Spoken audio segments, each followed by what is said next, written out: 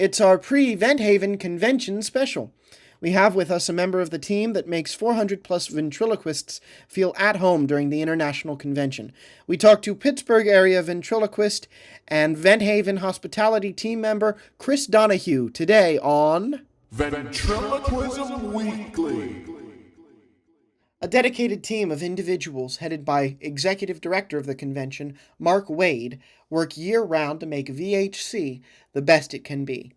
Today we are delighted to have with us a member of the convention hospitality team and, of course, in his own right, a very creative ventriloquist. Chris Donahoe, welcome to the program. Thank you for being with us. It's my pleasure, Matt. So what can you tell us, what can we expect from the hospitality team this year at Venthaven? Well, I know that I just got an email from Bob, who's the director of the hospitality committee, and he's very excited with the 600 people coming, a lot of things to do. We have new quarters here at the Marriott. We tried them out last year, and so it's basically we know what we're in for this year. So we're going to be able to really make people feel more comfortable, I'm sure. Wonderful. There's all kinds of good things coming up. You certainly do. You certainly do. Now, I said in the intro that it's 400 plus ventriloquists, but since moving to the Marriott, that's become more of a conservative estimate. What can you say about the new venue for those of us that haven't been? Well, everybody that I talk with is saying, including Mark Wade, the director of the whole convention, 600 plus, all countries. 2 new countries are being represented this year. Wow, fantastic. I couldn't tell you who they are. I think it's like Canada and, no, I'm just kidding. Canada. We have lots of good friends from up north. Yes. So you've been there, you can tell. Yes. I'm excited to be coming back. I look forward to it. How has the convention, I haven't been there in a while, and I'm sure some of our listeners haven't. How has the convention improved, going from the drawbridge to the Marriott? Well, first of all, the smell is a lot better. And the beds are less empty. I mean, you're not sleeping with critters. No, Right. I'm just teasing the drawbridge. We loved the drawbridge. It was nostalgic, but Yes, it was. it really was time to move on. In fact, from what I hear, it's no longer standing. I think they leveled it this year. Yeah, I At heard least a that couple too. of the buildings. Wow, that. But this new Marriott is just beautiful, and the people are over the top.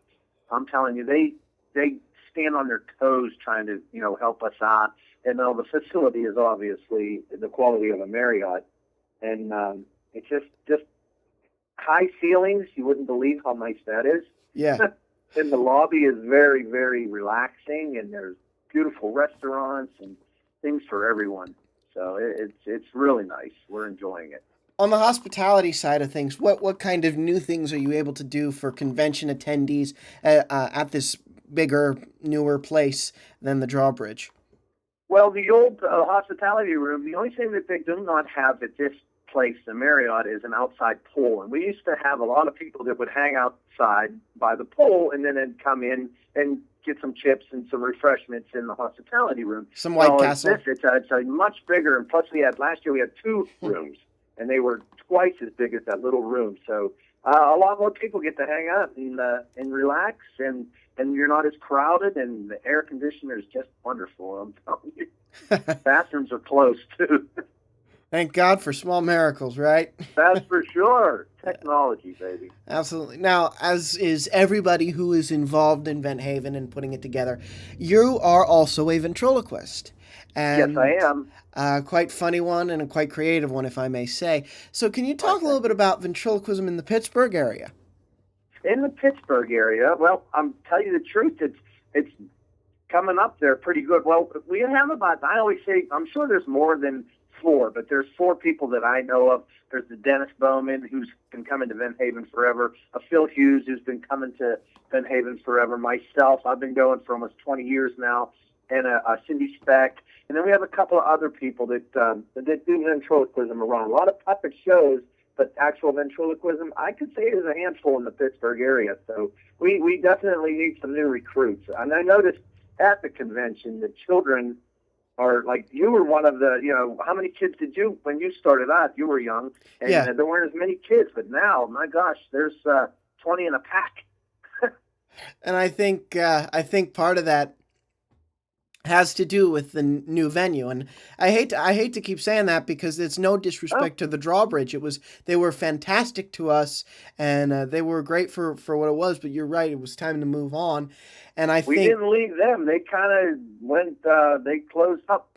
yeah, So yeah, and I think part of being at a Marriott, a hotel that a lot of people know about, that's a national, international chain, really correct. kind of attracts a lot more new people, which is great to see. And that's what I'm excited to see is new people involved in Yes. ventriloquism.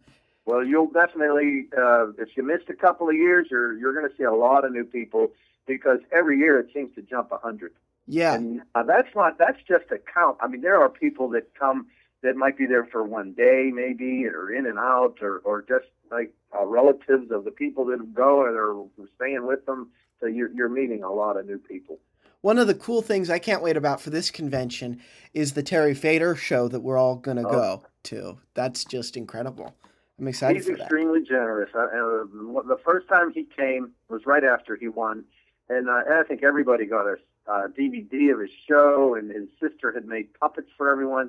He's just a very good, and all the big ventriloquist names like Jeff Dunham and Jay Johnson, they're just amazing what they give back to the Vent Haven. And Jerry is just he's really knocking it out of the park. Yeah. I think I read somewhere just the other day it was announced he's extended his contract for a certain amount of years. It was an article he wrote, and he said, "I just signed a new deal that will keep me at the Mirage for a very, very long time." And I'm paraphrasing, but I know there was no year and no number for price given, Right. but he's extended that run, which That's it which is fantastic. Yeah, that's the brass ring, so they say. Yeah. he he reached and he got it. Yes, and I think he has been the most successful winner of that talent show. You know, the most successful person to come out of that show in the. Definitely monetarily, but just as far as what I went to Vegas on my anniversary with my wife, and she absolutely loved it. Now she doesn't go to Vent Haven with me, but she saw what what it could what if you really your dreams come true. There you go. That is definitely a dream come true. But she loved his show. It's very entertaining. And not only is he bringing his show to Cincinnati, and is inviting all of us vents to his show, but he's doing a comedy writing workshop on one of the days of the convention. That's I'm going to be there. Yeah. That's my passion. That's my passion. Absolutely. I think the doors are going to be, there's going to be a line outside of the doors like there usually is for Jeff for that one because Right? I don't Yeah. It's the thing with the convention is it seems to every year have something that's just.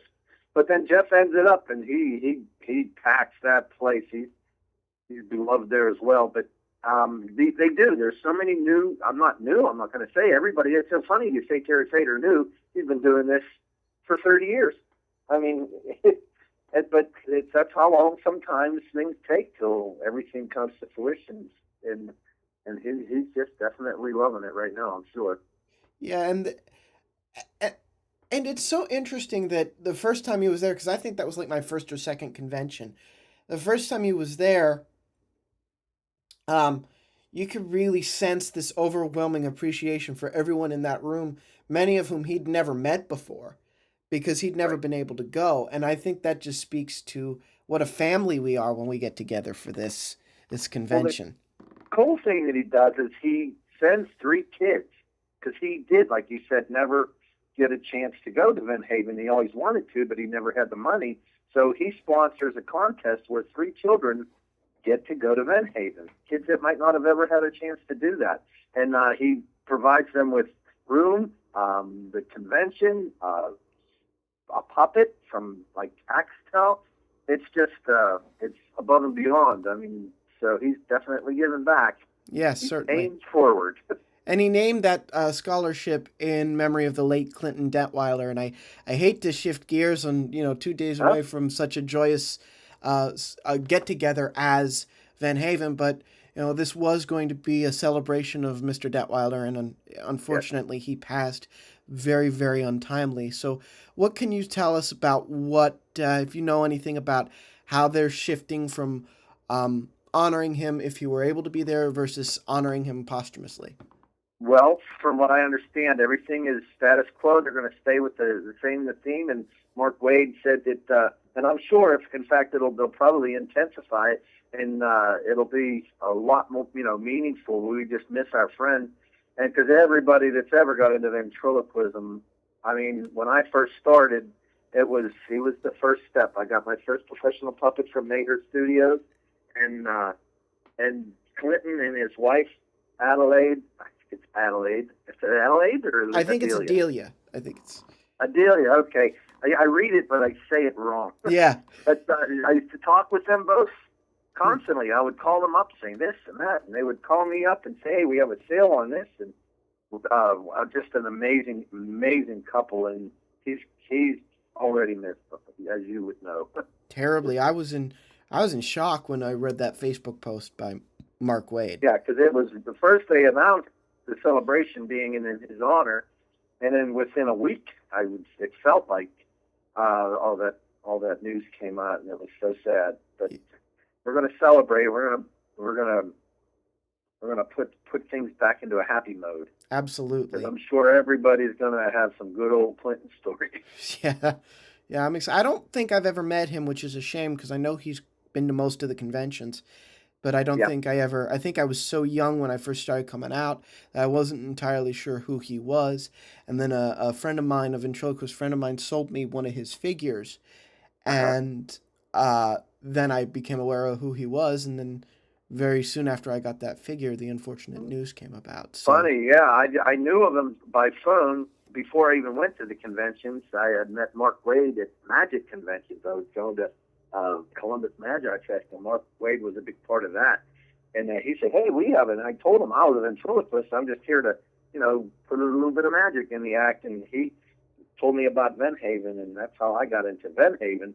And then, obviously through Clinton Detweiler, my uncle had bought a puppet through him, and he gave me the books. And then the first day I was at Venhaven, it was just 20 years ago, sitting there, you're by yourself. You don't have anybody with you.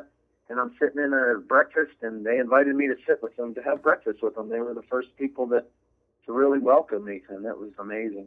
Yeah, that's wonderful. I mean, I think everybody has a convention story and that's first convention when you really Some a lot more than others. Yeah, when you get especially when you really realize your first convention is when you really realize what a family we are, and it is what the community does for each other.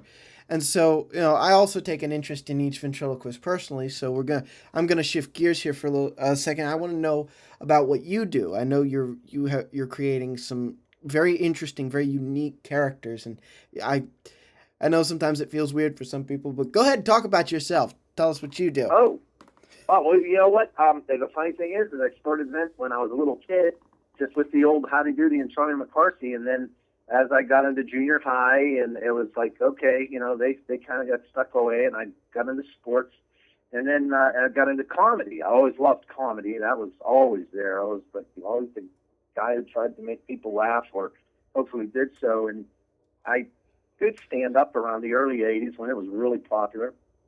Then I got away from that again when I had my family, and I just missed it. I missed the comedy, but I didn't want to go back and do the stand-up. Not that I didn't have anything wrong with it, but somebody had mentioned to my uncle, and he goes, "Well, why don't you try ventriloquism?" And I said, "Oh my gosh, I haven't done that in years." But then I just found a new comedy. I mean, literally the puppets could say funnier things than I can. For some reason, I have no idea. But as far as the characters, they're all I make my own puppets, the main ones. And they're people I know, people I've known when I was a kid. And they seem to be the only ones that, when I buy puppets, I have a couple that just really clicked. But the ones I make, it's almost like they were already inside me. Right. And I'm able to create their look and their sound and their thoughts. That's my method. Yeah. Would you ever consider, becoming a figure maker? That because I know a lot of events do that. They make their own puppets and they go, "Hey, people really like this. Maybe I should." Yeah, I have a couple crazy. I have a cone that's pretty popular up at Cone Man, He's very popular at Benton Yes. Haven. And in fact, this is the first year I was invited to be on the opening act at the on the Wednesday night show. I'm the very first person, and that's such an honor for me Very cool. because I've been going there, and then it's like that's almost 20 years now, or well, 15 years that I've been going to Benton Haven, and now I've grown up enough that they're going to put me on stage and let me do my thing. Well, I'm excited to So, see you on the yeah. big Wednesday And I night hope- show. Bring my characters, exactly. I just my little local family people. Tell you what, being Right. 2 years removed from it myself, I'm just excited to see everybody again. And, Yeah. and I think it's just as exciting as it is for somebody who went last year, Right. Oh, yeah. Especially, I noticed the people. I have a friend that him and I are about the same age, and we really struck up a friendship. And then he kind of left for a couple of years, and I missed him so much. And I always thought about it. And then last year he came back again. He's going to be coming back again this year. And we're like, oh my gosh, we picked up right where we left off. Yeah. Yes. Well, So I'm looking forward to seeing my friend Greg. what you mentioned Conan earlier, a staple at Van Haven, and the character I remember you for, very clearly. Oh, yeah, he's always at the museum. He is? Yeah, well, what I do Yeah. is, no, I actually, Yeah, when no, I they- know people what get you off mean. the Yeah. bus. Yeah, I do the entertainment for people when I just, they get off the shuttle bus when they come on Saturday morning. I think it is Saturday morning to come see the museum before the Jeff Dunham's show. And he welcomes him. One year I didn't bring Conan. I was just and Mark Wade walked up to me very quietly, turned around to the side, and told me, "Where's Conan?" And I said, "Well, I left him home." He said, "Don't ever do that again." Apparently, he's got a soft spot in Mark Wade's heart, so I'm in on that one. So I'm proud of that. Yeah, that it's a very creative character, and it's just when you get to look at something that ventriloquists, when we're starting out, we look at the things that we could make talk just by flapping something on the inanimate object, but you took a traffic cone and made it Right. talk. Made it talk. Yeah, That's I got lucky on that. that's But actually, I had an incident where a little boy from Arizona, he saw it on YouTube because there's a Dirk and another ventriloquist from out that way, Arizona, and he just took some clips of it, put it on YouTube, and well, this little boy saw it, and he just fell in love with the cone, and he called me up. He said he wanted to buy one. Well, I had made the one. I'm trying to make one for another friend of mine, but a poor guy, he's been waiting for a long time. But this little boy, he wouldn't take no for an answer. His mom got on the phone, and so I made him a little cone, Aw. shipped it out to Arizona for him. He calls him Cone Kid. And I took it to show and tell. He's an 8-year-old boy. Took it to show and tell. And that day, the teachers took him down to the preschool, and he did his first show. Very cool. Did they video He it? became a ventriloquist right there. Did they video it? Did you get to see it?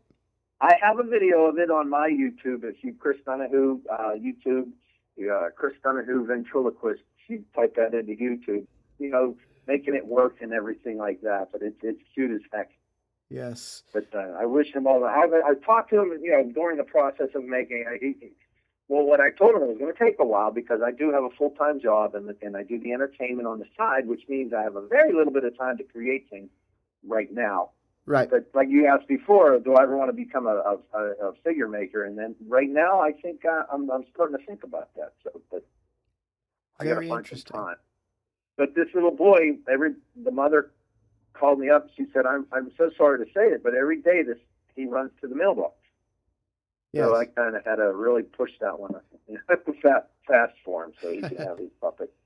Yes, well, you're sweet and caring, ma'am, for doing that and for doing this with us here today. Chris Donahoe, thank you so very much for being with us. I can't wait to see you in person at Van Haven on Wednesday. I remember you and your family and your grandmother, and I can't wait to see you guys again. I'll give you a big hug. I will. Thank you. Thank you. All right, Matt. You take good care of yourself. And that's it for us this week, and I hope to see some of you at Vent Haven on Wednesday. I can't wait to head back. And of course, next week we will be having a convention wrap-up, and I would love to hear your thoughts on this year's Vent Haven. So, as always, you can interact with us by emailing ventriloquismweekly@gmail.com. Since the recording of our first episode, we are available for download on iTunes. You can also subscribe to us at our hosting site, ventriloquismweekly.podomatic.com. That's ventriloquismweekly.podomatic.com. Signing off for Ventriloquism Weekly, I'm Matt Bailey, reminding all you vents out there to keep talking for two.